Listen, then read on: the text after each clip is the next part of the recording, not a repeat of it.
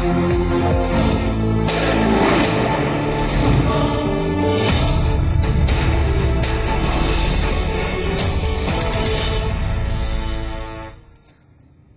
स्वागत है आपका। आप देख रहे हैं इंडिया 24/7 पर सियासत और मैं हूं आपके साथ अजीत।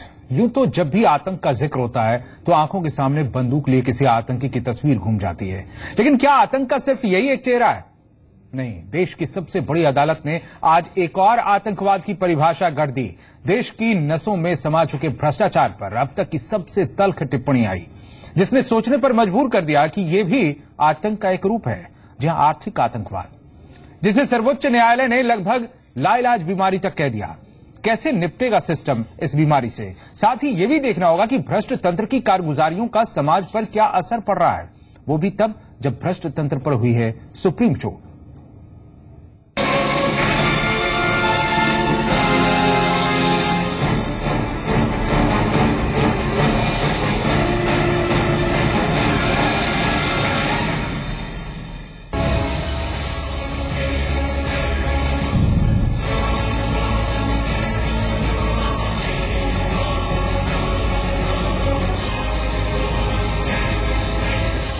भ्रष्टाचार एक ऐसी बीमारी है जो खुद ब खुद फैलती जाती है। ये बीमारी अपने खिलाफ बनी दवाइयों का भी प्रतिरोध करना शुरू कर देती है। भ्रष्टाचार राष्ट्रीय स्तर पर फैला आर्थिक आतंकवाद बन गया है। इस सामाजिक आपदा से निपटने के लिए मजबूत नियंत्रण की जरूरत है। इसके लिए सख्त प्रावधानों वाला खास कानून बनाना विधायिका का हक है। देश की सबसे बड़ी अदालत ने भ्रष्टाचार पर अब तक की सबसे बड़ी चोट करते हुए इसे राष्ट्रीय आर्थिक आतंकवाद करार दिया और साफ कर दिया कि भ्रष्टाचार के खिलाफ जीरो टॉलरेंस होना चाहिए। लिहाजा भ्रष्टाचार के आरोपियों की संपत्तियों को जब्त करना पूरी तरह जायज है। दरअसल एमपी, बिहार और ओडिशा में भ्रष्टाचार के आरोपों से घिरे कई सरकारी अफसरों ने इन राज्यों के भ्रष्टाचार निरोधी कानून को चुनौती दी थी, लेकिन कोर्ट ने साफ कर दिया कि भ्रष्टाचार के नासूर को जड़ से खत्म करने का वक्त आ गया है। दरअसल सरकारी तंत्र में तेजी से जड़ें जमा चुका भ्रष्टाचार किसी एक सूबे या इलाके की समस्या नहीं, बल्कि ये एक राष्ट्रीय चिंता बन चुका है। और चिंता भी इतनी बड़ी कि सुप्रीम कोर्ट इसे आर्थिक आतंकवाद कहने को मजबूर हो गया है। बीते कुछ वक्त के दौरान जितनी तेजी से सरकारी अफसरों के भ्रष्टाचार का खुलासा हुआ, उससे साफ हो गया है कि यहाँ भ्रष्टाचार की पैठ बहुत गहरे से जम चुकी है, जिसे बिना किसी कड़े कानून से खत्म करना लगभग नामुमकिन ही है। हमारे देश में भ्रष्ट नौकरशाहों की एक लंबी फहरिस्त है। महज 2 दिन पहले ही दिल्ली में एक सीनियर आईएएस अधिकारी को रिश्वत लेते रंगे हाथों पकड़ा गया। SC/ST विभाग के प्रमुख सचिव संजय सिंह पर 2 लाख की रिश्वत लेने का आरोप है। वहीं जब कार्रवाई आगे बढ़ी तो जो खुलासे हुए उन्होंने सभी को हैरान कर दिया। संजय सिंह के एक लॉकर से 82 लाख का सोना मिला, जबकि 4 अभी खुलने बाकी हैं। यही नहीं, एनसीआर में 8 फ्लैट्स और करोड़ों की एफडी के कागजात भी मिले। बिहार के आईएएस गौतम गोस्वामी का मामला याद होगा। पटना के डीएम रहे गोस्वामी पर फ्लड रिलीफ में स्कैम का आरोप लगा था, जिसके चलते 2005 में उन्हें सस्पेंड कर जेल भी भेज दिया गया था। ये वही गोस्वामी हैं जिन्हें साल 2004 में ही टाइम मैगजीन ने एशियन हीरो का खिताब दिया था। हालांकि इसी बिहार में भ्रष्ट सरकारी अधिकारियों पर कार्रवाई का चाबुक भी चला था। नीतीश सरकार ने साल 2009 में बिहार विशेष न्यायालय अधिनियम भी बनाया था। इसके तहत बिहार में 4 लोक सेवकों की संपत्ति जब्त की जा चुकी है।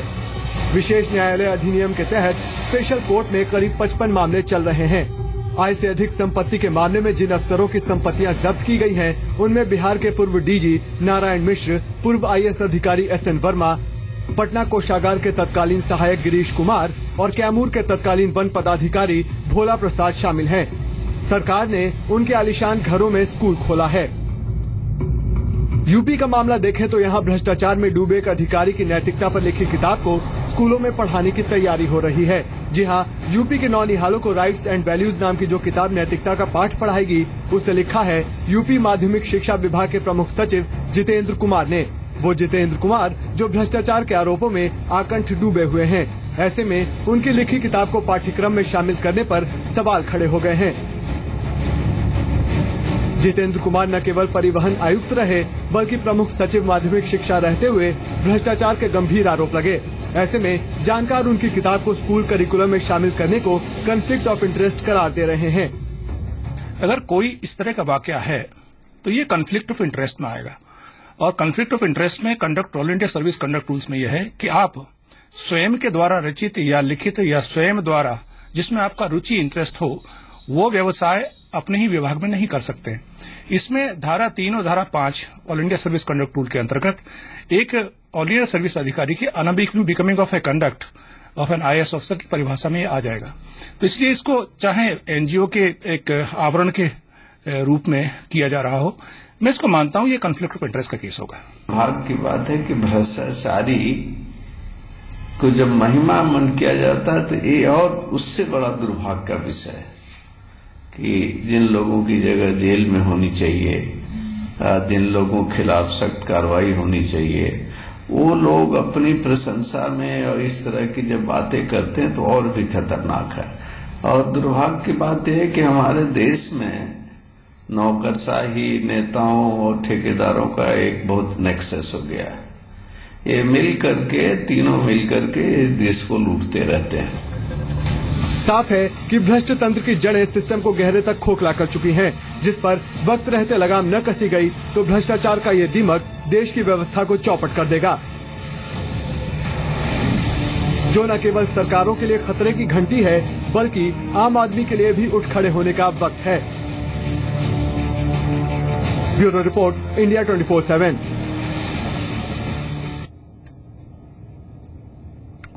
यूं तो भ्रष्टाचार की समस्या हमारे देश में गहरे बैठी हुई है, लेकिन सुप्रीम कोर्ट की सख्त टिप्पणी के बाद सवाल उठ रहे हैं कि आखिर इस बीमारी का इलाज क्या है और कब मिलेगी इससे निजात। इस मसले के तमाम पहलुओं पर चर्चा के लिए हमारे साथ खास मेहमान हैं। खास मेहमानों का एक पैनल मौजूद है। लखनऊ से हमारे साथ हैं सीवी पांडे, पूर्व न्यायाधीश हैं, और साथ ही कोलकाता से हैं हमारे साथ RP Singh, retired deputy general of police, DGP Kolkata से।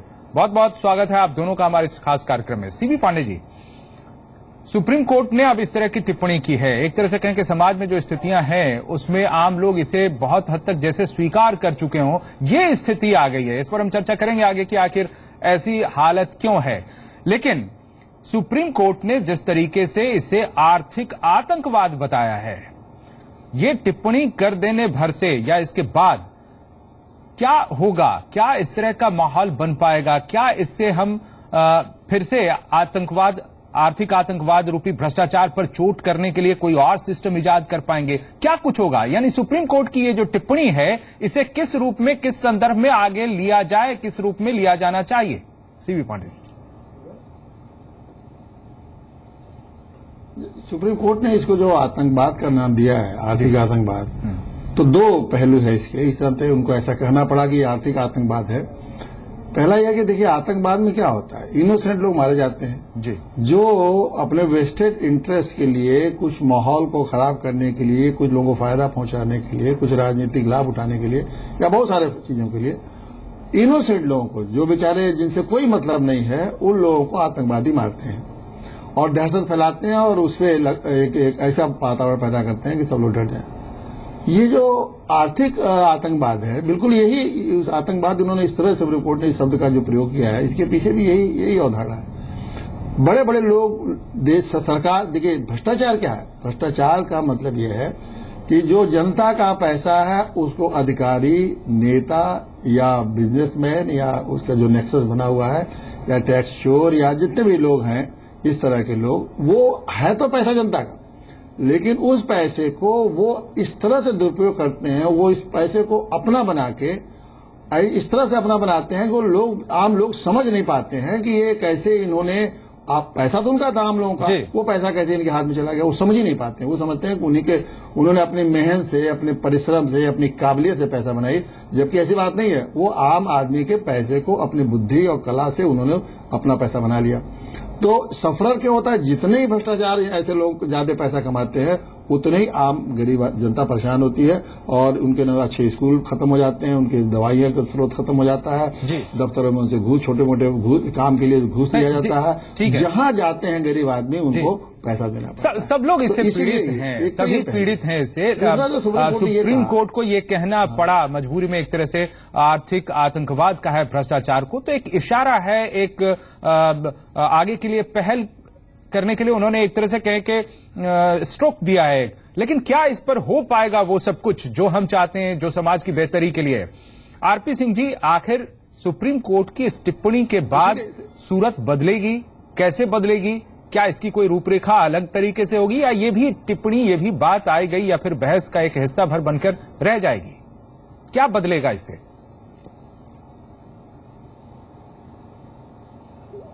बदलने की बात तो तभी संभव हो पाएगी जब सरकार मतलब भारत सरकार और प्रदेशों की सरकार इस चीज को सीरियसली टेकअप करें। जी, ये समस्या आज की नहीं है, ये समस्या तो पिछले कई वर्षों की है। खास करके पिछले 15-20 वर्षों में जिस तरह से करप्शन को बढ़ावा मिला है, शासक तंत्र भी उसमें इन्वॉल्व रहा है और शासक तंत्र ने, मैं तो कहूंगा, प्रोत्साहन दिया है।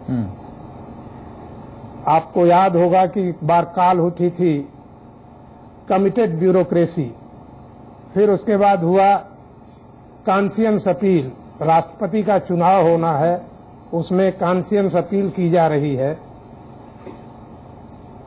कमिटेड ब्यूरोक्रेसी की बात की जा रही है। तो ऐसी सिचुएशन में जब तक सरकारें सख्त नहीं होगी, सरकारें इस चीज को सीरियसली टेकअप नहीं करेंगी, मुझे तो नहीं लगता कि कोई सुधार संभव होगा। तो सरकारें सीरियसली कैसे इसे टेक करें, ये सवाल है। जो जिस संदर्भ में ये फैसला आया था, हमें उसे भी देखना होगा।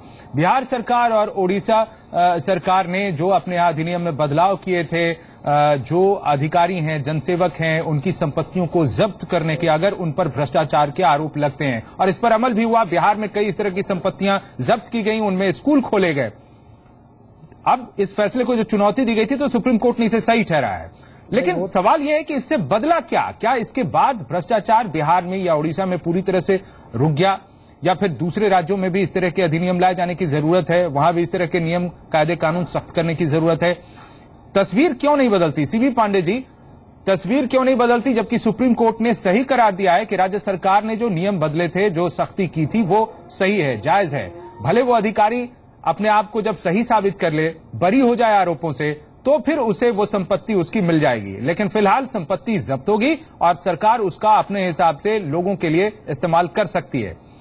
ये तो एक तरह से मुहर है उस फैसले पर, लेकिन इससे अंतर क्यों नहीं पड़ रहा है?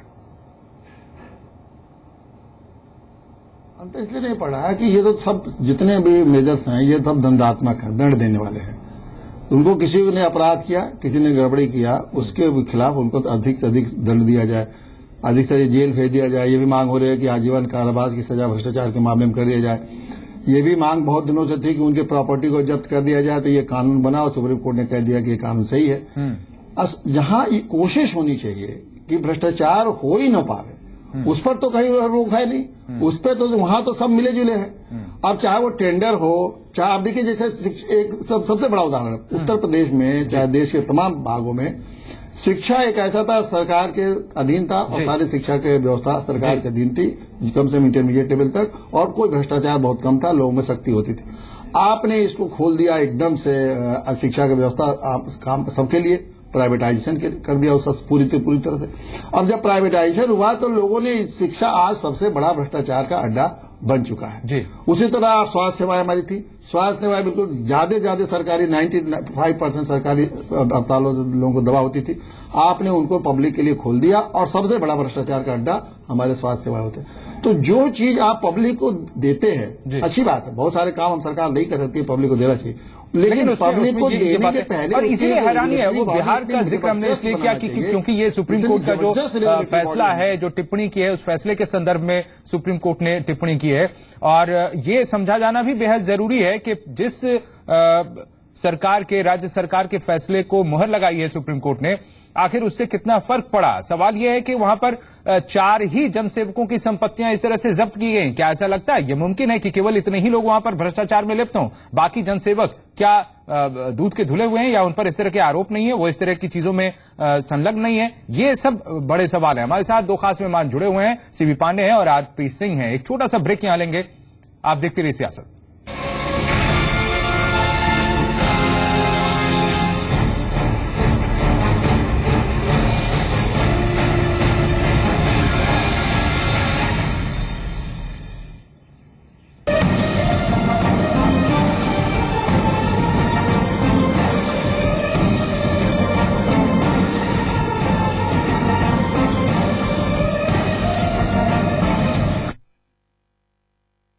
क्या खबर है? भैया जी, हेलो, इधर इधर। सीरियस है, जोकिंग है। काफी इंटरेस्टिंग है। पेश है नया हिंदी न्यूज चैनल इंडिया 24/7। क्या खबर है? दिल वाले with Ayurveda nutri slim.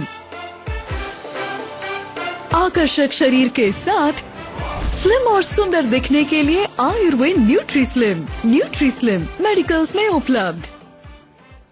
Blue mount alkaline RO करे पानी को साफ और इसका अल्कलाइन फिल्टर मिलाए पानी में जरूरी minerals. Blue mount alkaline RO सबसे प्योर, सबसे हेल्थी। राजरत्न डिटर्जेंट पाउडर एवं केक का एडवांस मल्टी एक्शन फॉर्मूला जो दे आपको चमचमाती सफेदी नई जैसी। राजरत्न डिटर्जेंट पाउडर एवं केक। शर्मा जी ने सर्दी से बचने के लिए क्या क्या नहीं किया। जोर से हाथ मले तो रैश हो गई, इंटरनेट पे पढ़ने की सोची तो हार्ड डिस्क क्रैश हो गई। फिर ऊपर वाले अंकल ने बोला, डोंट बी अ फूल, पहनो लक्स स्कॉच वुल। मिस्टर शर्मा को मिला कुछ खास, लक्स स्कॉच वुल जो दे सर्दी में भी गर्मी का एहसास। भाई साहब, चलिए अपने दिल पे हाथ रख के कहिए कि आप अपनी इन्वेस्टमेंट से खुश हैं। क्यों, क्या हुआ? बार बार सिर्फ एफडीज में इन्वेस्ट करने से थोड़ी ना फायदा होगा। अरे आज के जमाने में इन्फ्लेशन के बाद एफडी रिटर्न से हाथ में क्या बचता है? सॉल्यूशन बताएंगे? अरे निफ्टी ईटीएफ करता है इंडिया की 50 टॉप कंपनियों में निवेश बिना चर्न। चार्जेस बहुत कम और हायर रिटर्न्स की वजह से इन्फ्लेशन का कम प्रभाव, यानी हाथ में बचे ज्यादा। इसे कहते हैं रियल रिटर्न्स। यही तो है निफ्टी ईटीएफ का जादू। अरे भाई, अब तो अपने दिल पे हाथ रख के कह दीजिए। हाँ? सोच कर, समझ कर, इन्वेस्ट कर। Issued in the public interest by NSE। कोई डायलॉग सुनाइए ना। Pushpa, I hate tears. तो मेरा डायलॉग थोड़ी ना। वो कैम्बो खुश हुआ प्लीज सर। देवी जी, मैं आपको क्या बोरो प्लस लगता हूँ? मतलब सब एक्टरों का काम मैं ही करूँगा।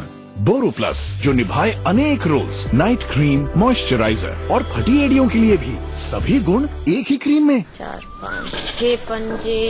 दिमाग तो हवाई जहाज है तेरा। नाना राकेट। हाँ रॉकेट। राकेट जी कहाँ? अम्मा खेत में आई है। जा रख ले। मुन्नी बीमार जो होने वाली है। बीमार?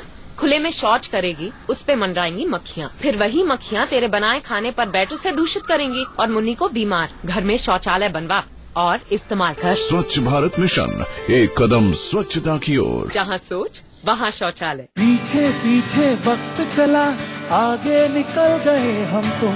सोचो ऐसा क्या कर गए। शुद्ध प्लस पान मसाला, तुम में भी मैं हूँ।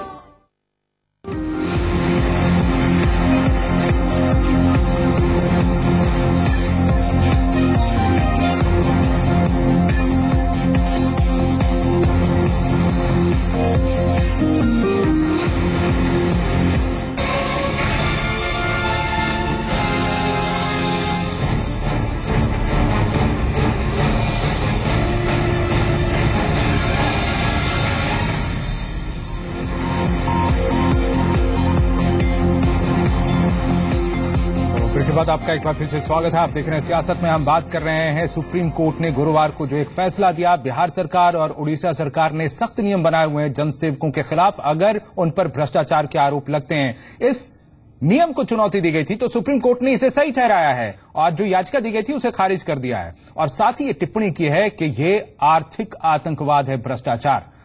अब इससे सूरत कितनी बदलेगी, इस पर हम कर रहे हैं चर्चा। हमारे साथ लखनऊ से हैं सीबी पांडे, पूर्व न्यायाधीश हैं, और कोलकाता से हमारे साथ RP Singh, retired deputy general of police, Kolkata से जुड़े हैं। सवाल यह है सीबी पांडे जी कि ये जो मसला है, जिस तरीके से सुप्रीम कोर्ट ने इसे गंभीरता से लिया है और कहा है कि भ्रष्टाचार आर्थिक आतंकवाद है, राजनेता इसे उस तरीके से गंभीरता से क्यों नहीं लेते? बिहार में, उड़ीसा में सख्त कानून है, वो भी पूरी तरह से लागू नहीं होते और यहां संसद में यह मुद्दा, आर्थिक आतंकवाद का मुद्दा, मौन इस पर क्यों है, चुप्पी इस पर क्यों है? यहां सांप्रदायिकता का मुद्दा उठता है, लेकिन आर्थिक आतंकवाद में तो किसी तरह की सांप्रदायिकता की बात नहीं है। इसमें तो सभी जाति धर्म के लोग इसमें कहें कि खुले हमाम में सभी नंगे हैं। इस पर चर्चा क्यों नहीं होती संसद में? राजनेता इसे सीरियस मुद्दा क्यों नहीं बनाते हैं? इसीलिए तो नहीं बनाते हैं कि सभी इसमें शामिल हैं। आतंकवाद में तो कुछ थोड़े से लोग आतंकवादी बन जाते हैं और वो आतंकवाद से एक दहशत फैलाते हैं। सुप्रीम कोर्ट ने जो आतंकवाद का शब्द का इस्तेमाल जो किया है, इसीलिए किया है कि जितना आतंकवाद लोगों के जान माल के लिए खतरा है, लोगों की सुरक्षा के लिए खतरा है, उतने उससे ज्यादा एक तरह से कहिए कि ये भ्रष्टाचार जो है लोगों के जीवन से एक तरह के जीवन को बहुत बुरी तरह से लोगों को प्रभावित कर रहा है और तमाम लोगों को गरीबी में ढेल रहा है, तमाम लोगों को दिक्कतें महसूस हो रही हैं। अब ये क्यों नहीं असर, आपने कहा कि पार्लियामेंट कहीं बहस इस पर नहीं होती खुल के। उस जिस तरह से अगर कहीं आतंकवादी घटना हुई और 10-20 लोग मर गए, पूरे देश में एक हाहाकार मच जाता है। यहाँ तो हजारों हजार लोग किसी न किसी तरह से रोज एक तरह से मरने जैसा ही जिंदगी जी रहे हैं इस भ्रष्टाचार के नाते, लेकिन कहीं चर्चा नहीं होती है। पार्लियामेंट तो छोड़िए, पार्लियामेंट में तो देखिए दिक्कत ये हो गई है कि हमारे 3 इंस्टीट्यूशन थे, ये कार्यपालिका, विधायिका और न्यायपालिका। तीनों इंस्टीट्यूशन से अपेक्षा ये थी कि तीनों एक दूसरे पर नजर रखेंगे और तीनों एक दूसरे को की भ्रष्टाचार को रोकेंगे। आज ये तीनों इंस्टीट्यूशन करीब मैं समझता हूं कि एक दूसरे से मिले जुले हुए हैं, मिल गए हैं। तीनों की एक साठ गांठ जैसी हो गई है और इसलिए कौन रोके? रोकने का जिसको काम है, तीनों को एक दूसरे पर नजर रखने का काम है, वो हो नहीं रहा। और जब तक ये तीनों एक दूसरे पर, आप ये कल्पना करिए कि अगर एक भी विधायक हमारा बेईमान नहीं होगा तो क्या एग्जीक्यूटिव के लोग बेईमान हो पाएंगे, चाहे कितना भी बड़ा अधिकारी हो? क्या एग्जीक्यूटिव अगर हमारे ईमानदारी से जाता है तो क्या ये आरपी सिंह से अब जानने की कोशिश करते हैं। ये बताइए कि सख्त नियम बना दिए लेकिन फिर भी चीजें वहीं की वहीं हैं। अब इस पर क्या किया जाए? सवाल नियम और नियत का अगर हम करते हैं तो नियत कब बदलेगी, इस पर हम कैसे डाल सकते हैं ऐसे गंभीर मुद्दे को? आर्थिक भ्रष्टाचार को जो आर्थिक आतंकवाद कहा गया है, इसे हम नियत पर कैसे छोड़ सकते हैं? आखिर इसका उपाय क्या हो?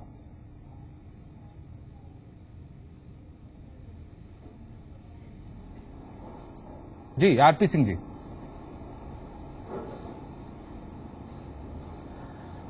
देखिए, केवल 1-2 स्टेट में कानून बदल देने से कुछ होने वाला नहीं है। कानून अगर बनाना है तो पूरे देश के लिए बनाना होगा और उसको ईमानदारी के साथ इम्प्लीमेंट करना होगा। नी जर्क एक्शन से कि 4 आदमी और 2 आदमी के खिलाफ एक्शन ले लिया आपने, उससे भ्रष्टाचार बंद हो जाएगा, समाप्त हो जाएगा या उसमें कमी आएगी, ये संभव नहीं है। कानून जो बनेगा, कानून बनाने से ही केवल काम नहीं होता, कानून को इम्प्लीमेंट करने में आप कितनी सच्चाई से, कितनी ईमानदारी से और कितनी निष्ठा से उसको करते हैं, तभी उसका कुछ रिजल्ट आ पाएगा। आम आदमी में ये बताइए कि ये भी दोष दिया जाता है, ये भी शिकायत की जाती है कि आम आदमी में बहुत सारे लोग हैं जिन्होंने एक्सेप्ट कर लिया, इसे स्वीकार जैसे कर लिया हो, और ये भी एक बड़ा कारण बताया जाता है। लेकिन जब आंदोलन होते हैं इस पर, भ्रष्टाचार से जुड़े, भ्रष्टाचार खत्म करने को लेकर अन्ना का आंदोलन जिस तरीके से हुआ था और इसकी उपज में जो दल के रूप में सामने आए, जिनकी सरकार बनी, इन सब के बाद भी क्या स्थितियां वैसी बदली हैं, बदल रही हैं? अगर ऐसा होता तो सुप्रीम कोर्ट को यह कहना नहीं पड़ता कि यह आर्थिक आतंकवाद है। आरपी सिंह जी,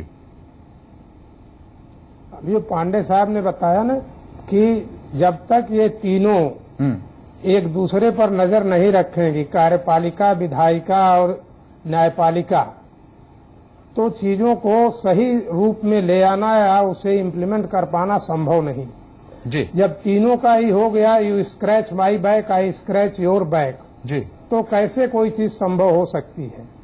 आपने अभी प्रश्न उठाया कि संसद में ये चीज क्यों नहीं चर्चा का विषय हो रही है जी। अगर आप हमारी रोजी रोटी पर ही प्रश्न उठाएंगे तो कैसे संभव हो पाएगा? ईमानदारी केवल 1-2 आदमियों के जिम्मे की चीज नहीं है जी। इसके लिए तो एक माहौल बनाना पड़ेगा।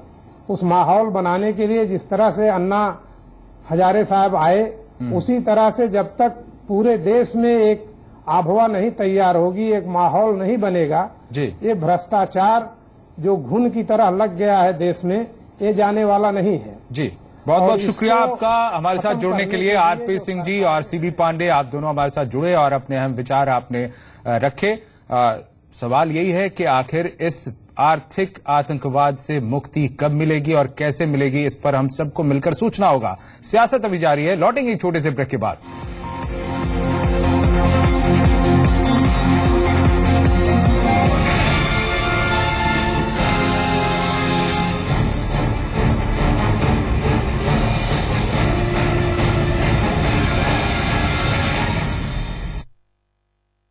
क्या खबर है? मैडम, अरे बोला तो लंदन है, बीजिंग है। काफी इंटरेस्टिंग है। पेश है नया हिंदी न्यूज चैनल इंडिया 24/7। क्या खबर है? क्या हो रहा है? सर्दियों की तैयारी। टोपी, शॉल, कंबल और थर्मल कोई भी ले लूंगी। सब एक से तो हैं। एक जैसे दिखते होंगे, है नहीं? मतलब लक्स इन्फर्नो, इसमें है माइक्रो पॉली फाइबर्स जो इसे रखी सॉफ्ट और स्ट्रेचेबल और चली सालों साल। लक्स इन्फर्नो, सर्दी भगाओ, मॉडर्न हो जाओ। मोस्ट ट्रस्टेड मैट्रिमोनियल वेबसाइट रिश्तों का संसार.com। आज ही फ्री रजिस्ट्रेशन करें रिश्तोंकासंसार.com पर। Truth Mantra Ayurvedic face cream and face wash, इसमें है 12 खास आयुर्वेदिक जड़ी बूटियों का संतुलित मिश्रण। ये कोई कॉस्मेटिक नहीं, आयुर्वेदिक औषधि है। असली इंडिया, यही तो है असली इंडिया। असली मसाले यही असली इंडिया। कोई डायलॉग सुनाइए ना। कौन सा? Pushpa, I hate tears. तो मेरा डाला थोड़ी ना। वो खुश हुआ प्लीज सर। देवी जी, मैं आपको क्या बोरो प्लस लगता हूँ? मतलब सब एक्टरों का काम मैं ही करूंगा। बोरो प्लस, जो निभाए अनेक रोल्स, नाइट क्रीम, मॉइस्चराइजर और फटी एड़ियों के लिए भी सभी गुण एक ही क्रीम में।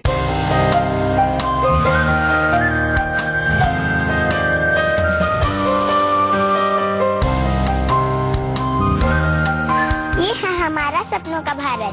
बिल्कुल, विकसित भारत के इस सपने को सच बनाने में अपना योगदान दीजिए। समय पर सही सर्विस टैक्स का भुगतान कीजिए। सेवा कर का भुगतान यानी देश के विकास में योगदान। राज रतन डिटर्जेंट पाउडर एवं केक का एडवांस मल्टी एक्शन फॉर्मूला, जो दे आपको चमचमाती सफेदी। नहीं जैसी। राज रतन डिटर्जेंट पाउडर एवं केक। मस्त मसाले है सोना, रोजाना स्पेशल खाना, चाट मसाला, चना मसाला, गरम मसाला, मसोना। अब रोजाना स्पेशल खाना, मसाले सोना। ऐसे जीना भी क्या जीना है, ऐसे जीना भी क्या जीना है। अब खुल के जियो कैंट हेपा एयर प्योरीफायर के साथ। इसका हेपा फिल्टर हवा से हानिकारक पार्टिकल्स भी निकाले और आप पाएं शुद्ध हवा हर सांस में। तो आप कैंट हेपा एयर प्योरीफायर ला रहे हैं ना? रसोई में सिर्फ खाना ही नहीं बनता, बनते हैं सपने। तेज दिमाग और मजबूत शरीर से रखी जाती है ताकत की नींव। जुनून की आंच पे पकता है हौसला और आता है जीत का स्वाद।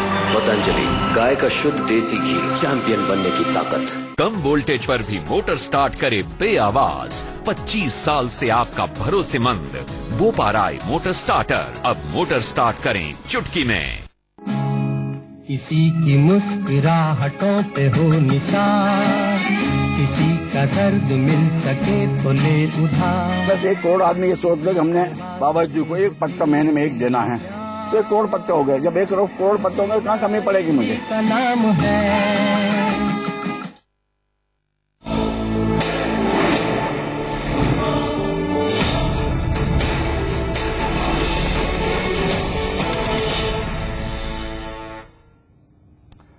तो आप देख रहे हैं सियासत, और सियासत में आज हमने चर्चा की कि आर्थिक आतंकवाद घोषित किया है, बताया है सुप्रीम कोर्ट ने भ्रष्टाचार को। लेकिन इसके बाद भी स्थितियां क्या बदल पाएंगी? चर्चा में हमारे साथ 2 खास मेहमान शामिल हुए जिन्होंने जो बातें कही उनके आधार पर यह समझा जा सकता है कि विधायिका, कार्यपालिका या न्यायपालिका सबको मिलकर इस पर काम करना होगा। न्यायपालिका ने तो ये टिप्पणी कर ही दी है, लेकिन क्या विधायिका और कार्यपालिका इससे सबक लेंगे? और साथ साथ आम लोगों पर भी ये बातें आती हैं कि आम लोग इसको लेकर क्या उतने जागरूक हैं, उतनी आग है उनके अंदर, इतना विरोध का मादा है भ्रष्टाचार को लेकर, या कहीं कुंद हो गया है ये सब कुछ? ये भी एक सवाल है। और जब तक ये सारी चीजें बदलेंगी नहीं, कोई नियम, कोई सख्ती इस भ्रष्टाचार रूपी दीमक को रोक नहीं सकते और ये अहम है कि हमें एक साथ मिलकर सभी एंगल पर, सभी कोणों पर प्रहार करना पड़ेगा। बहरहाल सियासत में आज फिलहाल इतना ही, लेकिन अब आगे है आज का एजेंडा और आज का एजेंडा में आज हम बात करेंगे प्रदूषण की, पॉल्यूशन की। किस तरीके से पॉल्यूशन हम सब की जिंदगी को नरक बना रहा है। एनजीटी ने भी इस पर अब सख्ती दिखाई है और प्रदूषण को रोकने के लिए अलग तरह के नियम और अलग तरह के आदेश भी उसने दिए हैं। इन सब से क्या फर्क पड़ेगा, क्या बदलाव आएगा, इस पर हम करेंगे चर्चा आज के एजेंडा में। शुरुआत करते हेडलाइंस के साथ।